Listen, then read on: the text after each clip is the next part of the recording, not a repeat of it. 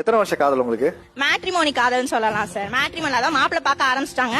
எனக்கா தோணுனது என்னன்னா சொந்த ஊர்ல மாப்பிள்ள இருக்கணும், சோ தட் நான் எங்க அம்மா அப்பாவை கடைசி வரைக்கும் நான் பாத்துக்கணும் அப்படின்றதுல. ஃபாரின்ல இருந்து எல்லாம் பார்த்தாங்க, நான் வேண்டவே வேண்டாம். 5000 இருந்தாலும் 10,000 இருந்தாலும் சொந்த ஊர்ல இருக்கணும், சொந்த ஊர்ல வேலை செஞ்சு சம்பாதிக்கணும்ன்றது என்னோடதா இருந்தது. சோ இவங்க வந்து எங்க ஊர்லயே இருந்து அந்த சஜஷன் வரும்ல, அதுல இவங்க பார்த்தோன்னே இவங்க ஆல்ரெடி எனக்கு மெசேஜ் பண்ணி வச்சிருந்தாங்க.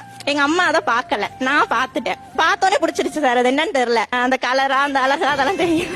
எங்க அம்மா என்ன சொல்றாங்க, ஒரே வார்த்தை சார், பையன் கருப்பா இருக்கான், வேண்டாம்.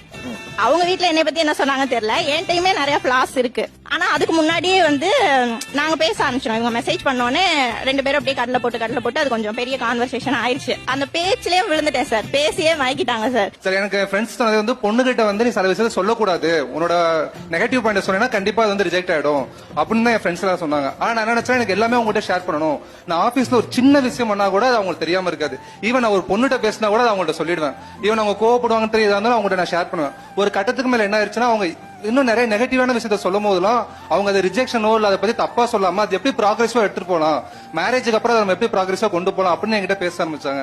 எனக்கு அது ஒரு கான்பிடன்ட் கொடுத்துச்சு. கட்டினா இந்த பொண்ணு தான் கட்டணும், எந்த சூழ்நிலையும் விட்டு கொடுக்க கூடாது அப்படிங்கிற ஒரு கான்பிடன்ட் தாராளமா